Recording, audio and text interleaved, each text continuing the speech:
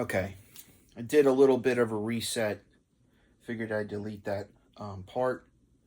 Just want to give some information so you're at least aware. So, I had built a company called Alpha and Omega and a company called Orange. They're both incorporated and they're licensed. They're an INC company. One of them deals with healthcare and well-being. That's Orange, and the other Alpha and Omega deals with certain policies and procedures that has to do specifically in regards to day-to-day activities. If you need an attorney, if you need legal advice for medical and etc. Any type of commercial or commerce banking or commerce law, that's what the company is essentially for. It's the policies and procedures of rules and regulations in regards to day-to-day activities. So, this is something I want to explain. So, if you're an entrepreneur or a business person, you're allowed, once you get licensed, you have to fill out forms. You have to, apply to have that name specifically. You have to pay $20, and then you have to pay $200 or $300 from the state. Once you apply for that and you get licensed and operated, the first thing that you're going to need to do, you're going to need to start hiring people.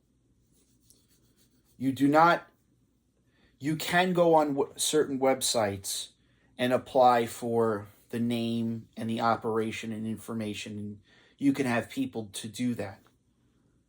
But what I did was I had it set up where I could do it. I can pick and choose who I want to pick and choose for a position.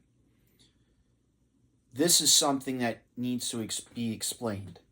So, I have a business. How you get paid is by a thing called an itemized bill. That's a bill of sale. So in UCC law, in the Universal Commercial Code, you have to have rules and regulations. So you have to have an itemized bill, and then you have to basically explain to the customer that you have to physically explain. You want my goods and services. Do you want the goods and the service for me to do certain jobs? Well, you have to adhere to a contract. The itemized bill should adhere to the policies and procedures or the rules and regulations to the itemized bill. That's how I designed it. Now, many businesses do things differently. Different countries have different traditions, different customs, different preferences. They also go by ethics and compliance. So there are different rules. That's how I go by my rules. I specifically state rules. So, as an example, okay, at the AmeriCorps, when I was at the Public Defender's Office, and I had set up a way that I was eventually going to do as a pay scale system. You're allowed, when you're in court and you're licensed and operated, you're allowed to charge the court time for you to be there. As soon as you enter the building, this is something that I don't think a lot of lawyers do. As soon as you enter the building, you have a right to put that time clock in the mix, that you entered the building at that time. And when you specifically started, when the judge or they would say Your Honor Smith or Your Honor Costello says when that matter was started, you're allowed to charge for that specific time. And if they're not doing that, they're in violation of the law. That has to go with Department of Labor's policies and procedures.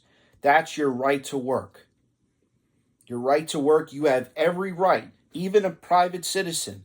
Let's just say you get hit with a traffic in commerce.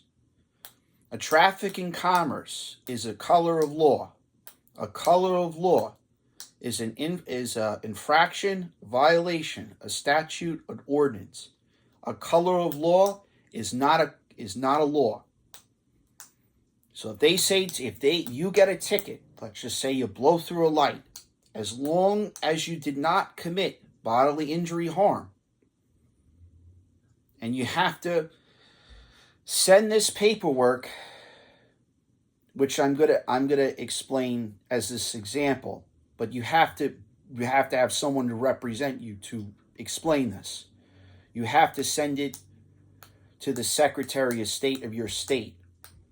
Prior to that, you also have to send it to the State Attorney General's office as well.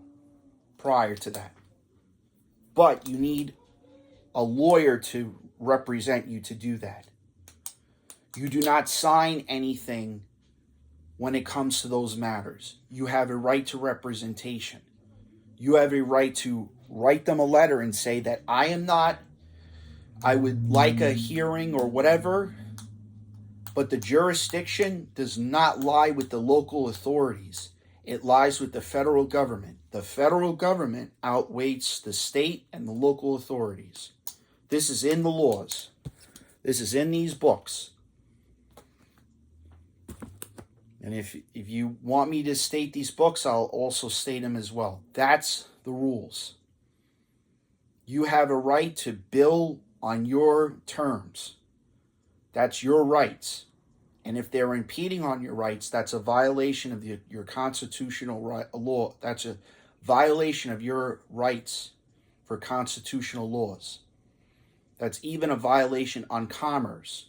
In UCC, if you guys commit bodily injury, harm, where a person is affected, that's where you have a right to file lawsuits or audits in that matter. And that's where you also have a right to an attorney as well as an accountant or an advisor who deals with finance, because a CFA and a CPA run under certain things.